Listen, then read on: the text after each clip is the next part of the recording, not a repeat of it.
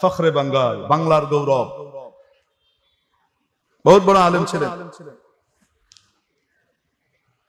উজানির হযরত আল্লামা কারি ইব্রাহিম সাহেব রহমতুল্লাহ আলাইহির জামাই ছিলেন। বিয়ের ঘটনাও বড় আজীব। কারি ইব্রাহিম সাহেবের মেয়ের যে বিয়ে করছেন, এই বিয়ের ঘটনাও বড় আজীব।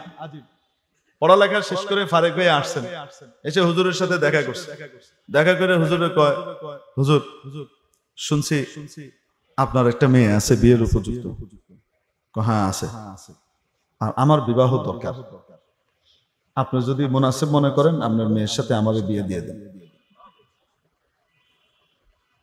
রতনে আরো আসতে কদরে জরজর গর বেদানদ ইয়া বেদানদ জওহরি, কদরে জরজর গর বেদানদ ইয়া বেদানদ জওহরি, কদরে গুল বুলবুল বেদানদ ইয়া বেদানদ শাপরি।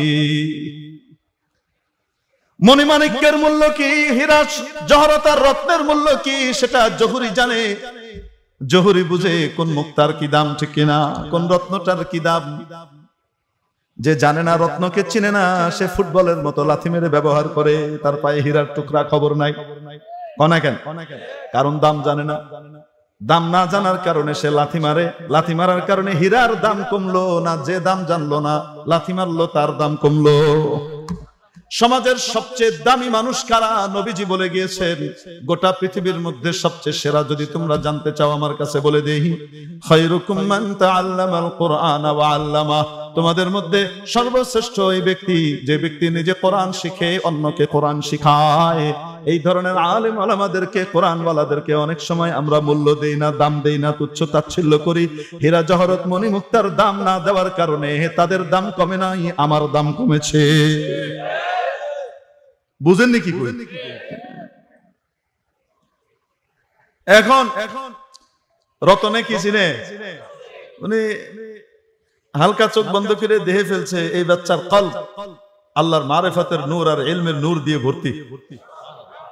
সাধারণ বাচ্চা না, বাপও আসে নাই, মাও আসে নাই, কেউ আসে নাই, কোনো প্রস্তাবও নাই, কিচ্ছু নাই।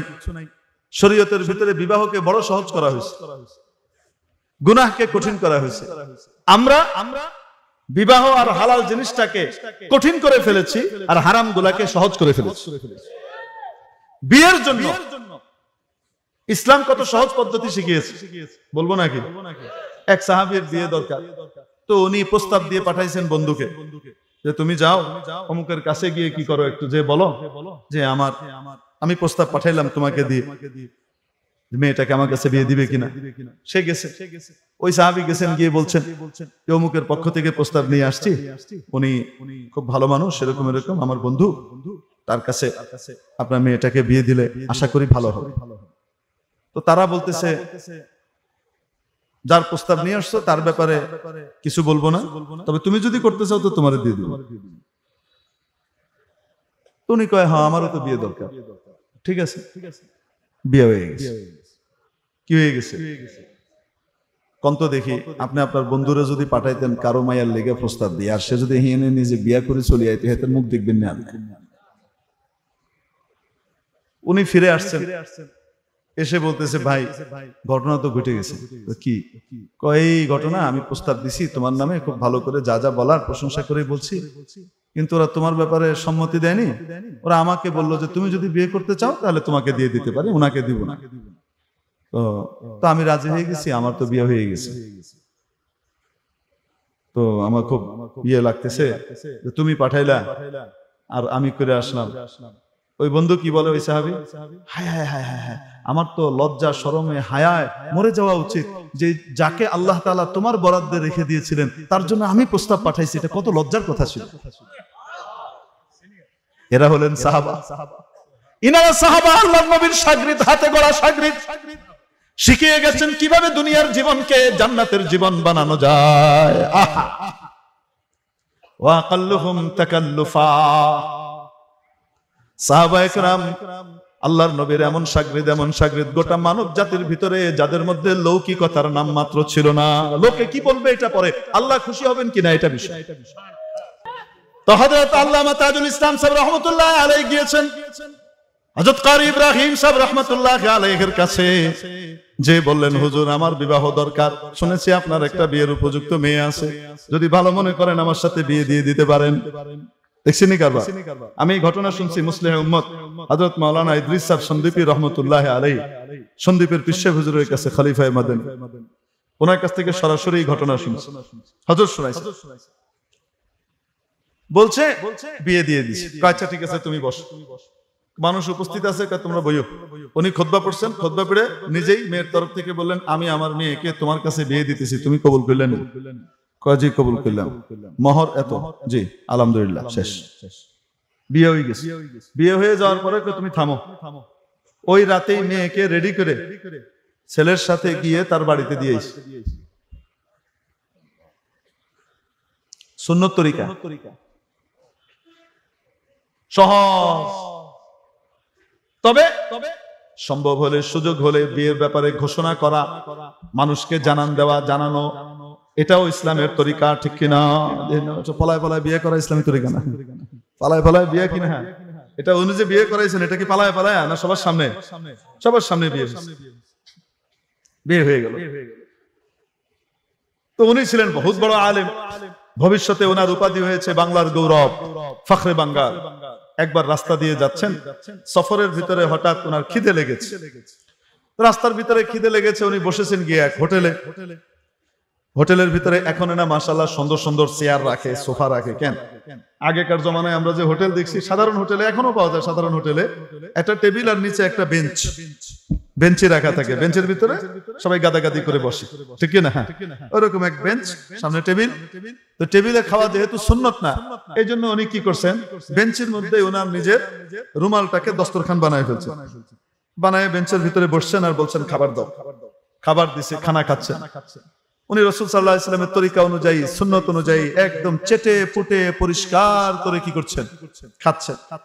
হাড়গুলাকে চুকচুক করে চুষে চুষে এরকম করে চুষে খেয়ে নিচ্ছেন। যতটুকু ওনার রিজিক আছে, বাকিটা কার? কুকুর বিড়ালের জন্য রেখে দিচ্ছেন, ঠিক না?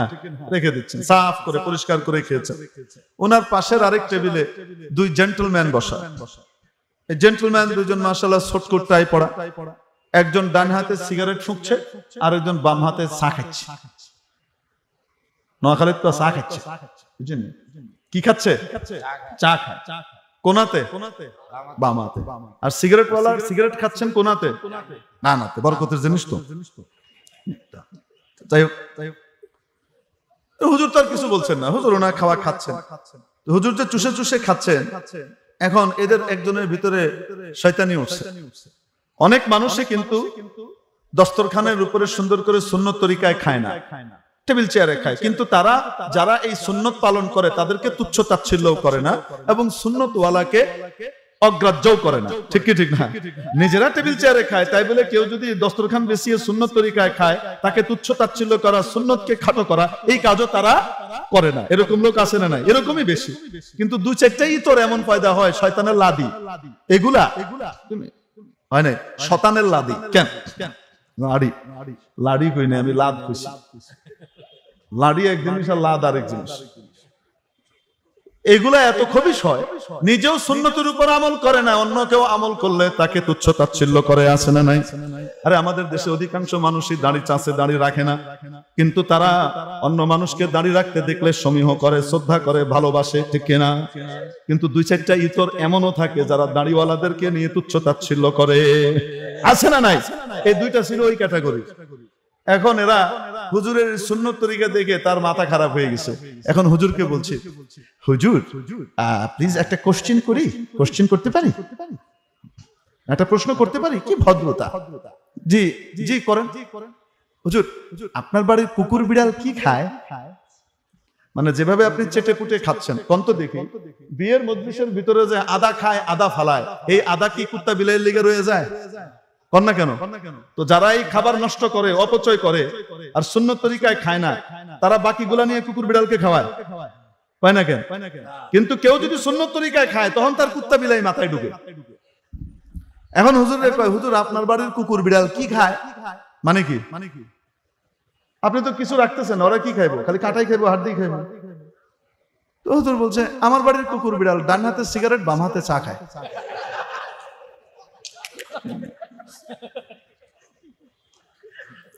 ডানাতে সিগারেট, বামাতে চা খায়।